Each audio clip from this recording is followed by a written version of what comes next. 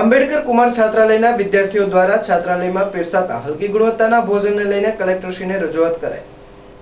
ભાવનગર શહેરના આંબેડકર કુમાર છાત્રાલયના વિદ્યાર્થીઓ દ્વારા ઓથોરિટીઝ દ્વારા આપવામાં આવતા હલકી ગુણવત્તાના ભોજન તેમજ ભોજનમાંથી અવારનવાર નીકળતા જીવજંતુ ઉપરાંત એક્સપાયરી ડેટવાળા ભોજન અંગે અનેક વખત રજૂઆત કરવામાં આવી છે, પરંતુ કોઈ પણ યોગ્ય નિરાકરણ નહીં આવતા અને અવારનવાર રજૂઆત કરવા છતાં પણ કંઈ પણ સુધારો જોવા ન મળતા છાત્રાલયના વિદ્યાર્થીઓ દ્વારા કલેક્ટરશ્રીને આવેદનપત્ર આપી જાણ કરવા પહોંચ્યા હતા।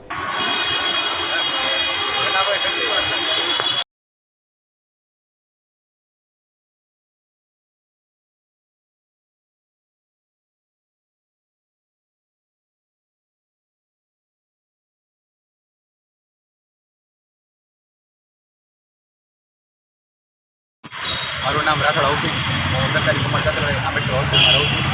ત્યાં અવારનવાર 6 મહિનાથી અમે અમારા વોર્ડનશ્રીને રજૂઆત કરી છે, છતાં જમવા કોઈ પ્રશ્નનો નિકાલ આવ્યો નથી। જમવામાં ભાતમાં ધનેરું, દાળમાં કીડી, મકોડો, ઈળ એવું વારંવાર આવે છે।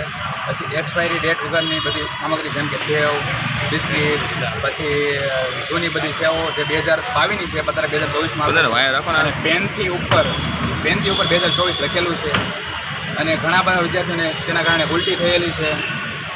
તમારી માંગણી શું છે? પછી બીજી અમારી માંગણી એ છે કે અમારો જે ટેન્ડર છે એ 3 મહિનામાં રિપોર્ટ રજૂ કરીને એને દંડ પર આપવાનું, સાહેબે એને દંડ પણ નથી આવ્યો, બરાબર છે। સાહેબની રજૂઆત, સાહેબની ફરજ હોય કે એને એજન્સી હોય એને દંડ આપવામાં આવે, પણ દંડ પણ નથી આવ્યો, બરાબર।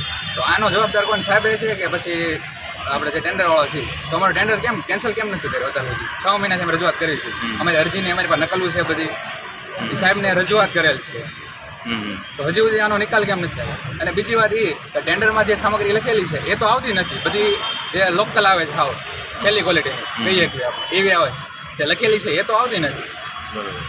તો અમે અમારા ઓર્ડન છીએ, પછી સમાજ કલ્યાણ અધિકારી છીએ, એને પગલાં શું લીધા આની માટે? એને લઈને તમે ક્યાં આવ્યા છો અત્યારે? એને લઈને અત્યારે ક્યાં આવ્યા તમે રજૂઆત કરવા? કલેક્ટર કચેરી અમે એને લઈને અમે કલેક્ટર કચેરી રજૂઆત લઈને આવ્યા છીએ।